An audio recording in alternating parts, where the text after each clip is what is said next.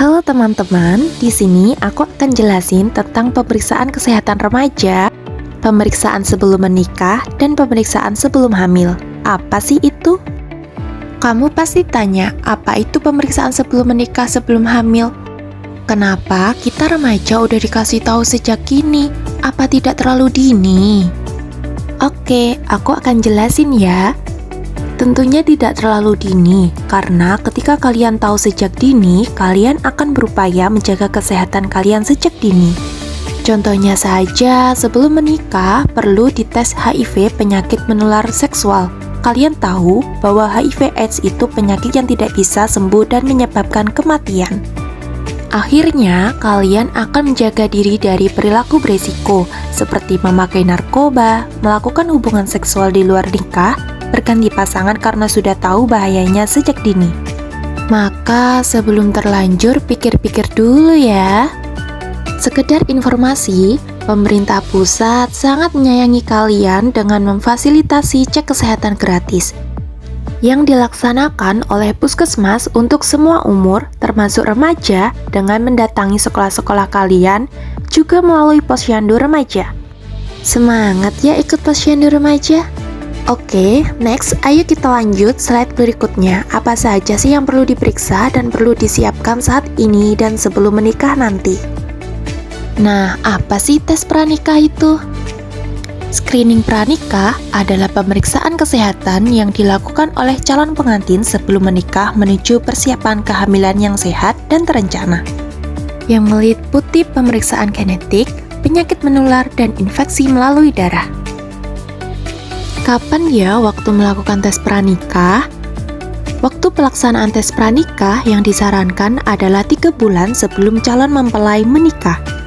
Nah, kalian jadi tahu kan bahwa sebelum menikah harus disiapkan baik segi usia maupun kesehatan. Jadi, kalian jangan mendadak menikah karena salah pergaulan. Kenapa harus cek pranikah sih?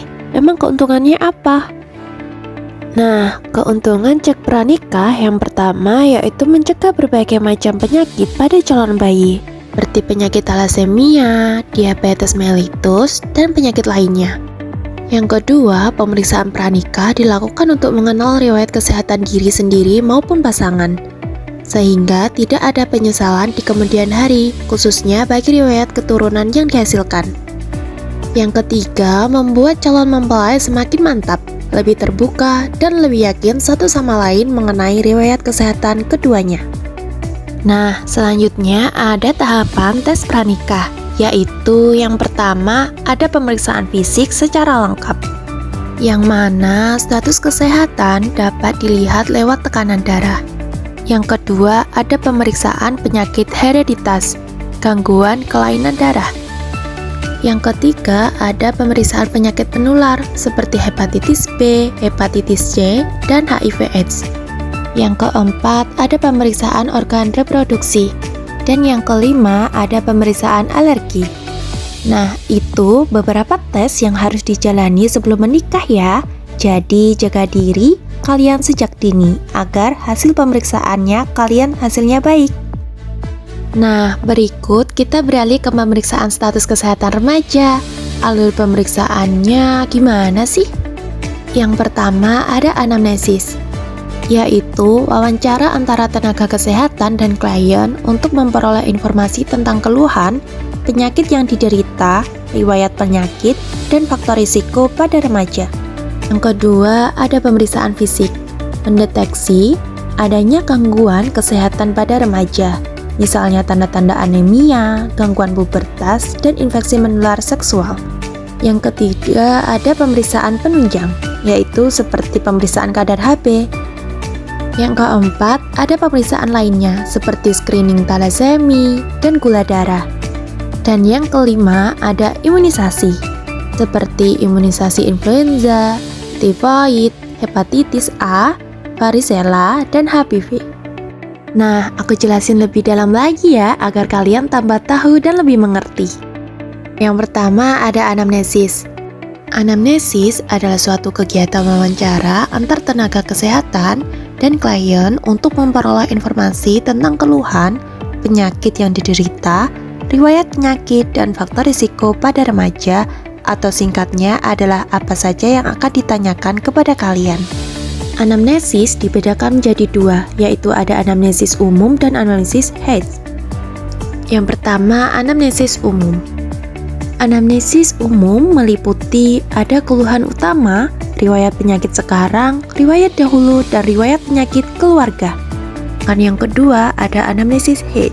Anamnesis H mengkaji beberapa hal diantaranya, yaitu yang pertama ada home atau rumah tinggal, yang kedua ada education atau employment, pendidikan atau pekerjaan, yang ketiga ada eating atau pola makan, yang keempat ada activity atau kegiatan, yang kelima ada drugs atau obat-obatan seperti nafza, yang keenam ada sexuality atau kegiatan seksual, dan yang ketujuh ada suicide, depression atau keinginan bunuh diri atau depresi.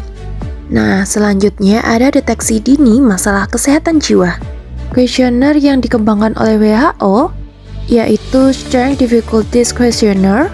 Dalam instrumen ini ada 25 pertanyaan terkait gejala atau tanda masalah kesehatan yang harus dijawab klien dengan jawaban ya atau tidak.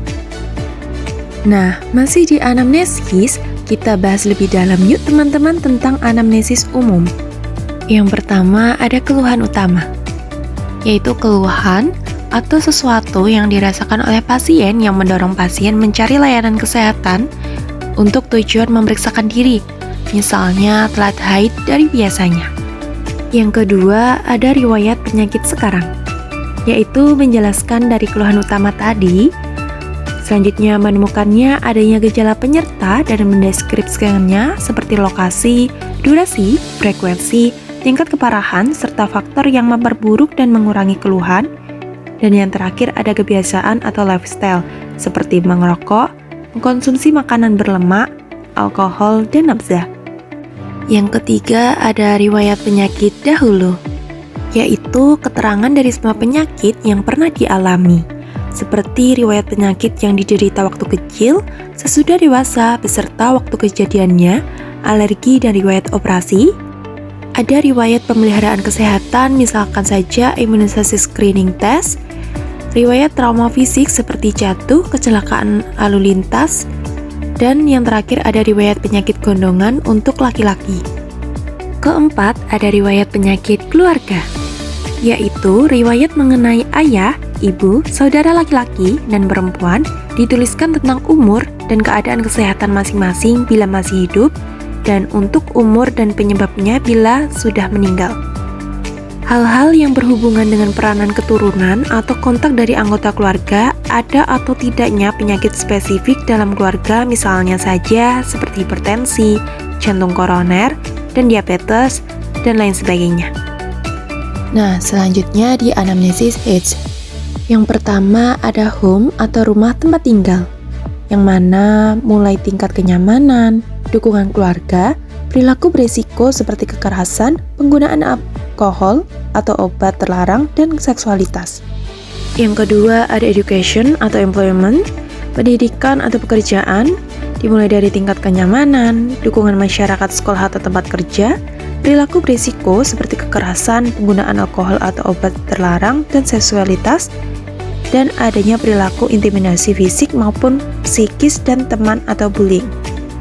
Yang ketiga ada eating atau pola makan, yaitu kebiasaan makan seperti jenis makanan yang dikonsumsi dan perilaku makanan remaja terkait dengan stres, dan juga perubahan berat badan, yaitu peningkatan atau penurunan. Yang keempat ada activity, yaitu kegiatan atau aktivitas, merupakan hal yang dilakukan ketika waktu luang, dan juga hubungan dengan teman-teman seperti teman dekat, sebaya, dan juga persepsi remaja terhadap diri sendiri dan juga teman.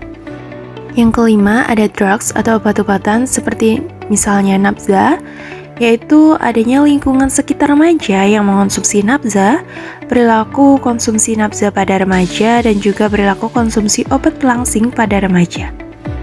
Yang keenam ada sexuality, yaitu aktivitas seksual, yang mana adanya perilaku seksual pranikah dan perilaku seksual beresiko, kemungkinan terjadinya kehamilan, kemungkinan IMS atau HIV, dan juga kemungkinan kekerasan seksual. Yang ketujuh ada suicide atau depression, yaitu keinginan bunuh diri atau depresi, yang mana adanya keinginan atau kecenderungan remaja untuk menyakiti diri sendiri dan adanya kecenderungan depresi, pola dan perilaku remaja apabila sedang merasa sedih atau cemas yang berlebih. Nah, selanjutnya ada deteksi dini masalah kesehatan jiwa. Kuesioner yang dikembangkan oleh WHO yaitu Strength Difficulties Questionnaire. Dalam instrumen ini ada 25 pertanyaan terkait gejala atau tanda masalah kesehatan yang harus dijawab dengan jawaban ya atau tidak. Kalian harus menjaga kesehatan jiwa, rajin beribadah, nurut dengan nasihat baik orang tua dan guru, menjaga hubungan baik dengan teman. Jangan lupa rajin belajar ya supaya pintar dan berakhlak baik. Nah, setelah kita melewati alur pemeriksaan pertama yaitu anamnesis, kita lanjut ke alur pemeriksaan kedua yaitu pemeriksaan fisik. Pemeriksaan fisik dapat mendeteksi adanya gangguan kesehatan pada remaja, misalnya saja tanda-tanda anemia, gangguan pubertas, dan infeksi menular seksual atau IMS. Remaja perlu untuk memelihara kesehatan fisik sejak dini. Antara lain, jangan melakukan tindakan beresiko ya, seperti narkoba, pacaran, seks bebas, pola makan tidak sehat. Jadi semangat ya. Nah, masih di pemeriksaan fisik nih teman-teman. Kita lanjut ya. Nah, kira-kira hal-hal apa saja ya yang perlu diperhatikan sebelum melakukan pemeriksaan fisik? Kita bisa memperhatikan dengan yang pertama, meminta persetujuan remaja termasuk bila pasien sendiri yang meminta pemeriksaan tersebut. Yang kedua, pemeriksa berjenis kelamin yang sama. Yang ketiga, jaga privasi klien saat proses pemeriksaan. Yang keempat, secara umum, pemeriksaan fisik untuk remaja meliputi pemeriksaan tanda vital, pemeriksaan status gizi, misalnya tinggi badan dan berat badan, serta pemeriksaan tanda dan gejala anemia. Di alur yang ketiga, kita ada pemeriksaan penunjang. Pemeriksaan kadar Hb sangat penting dilakukan dalam menegakkan diagnosa dari suatu penyakit. Sebab jumlah kadar Hb dalam sel darah akan menentukan kemampuan darah untuk mengangkut oksigen dari paru-paru ke seluruh tubuh. Berikut ini cara membaca status anemia yang direkomendasikan oleh WHO tentang pengelompokan anemia dalam gram per desiliter berdasarkan umur. Anak usia 5-11 tahun dinyatakan tidak anemia bila hemoglobin di atas 11,5. Anemia ringan bila antara 11 hingga 11,4, anemia sedang bila 8 hingga 10,9, dan anemia berat bila kurang dari 8 gram per desiliter. Untuk anak usia 12 hingga 14 tahun, tidak anemia bila di atas 12, anemia ringan bila 11 hingga 11,9, anemia sedang 8 hingga 10,9, dan anemia berat bila kurang dari 8. Untuk wanita usia subur yang tidak hamil, batasnya sama dengan anak usia 12-14 tahun. Sedangkan pada ibu hamil, tidak anemia bila kadar hemoglobin 11 atau lebih, anemia ringan bila 10 hingga 10,9, anemia sedang 7 hingga 9,9, dan anemia berat bila kurang dari 7. Terakhir, untuk laki-laki usia 15 tahun ke atas, tidak anemia bila kadar hemoglobin 13 atau lebih.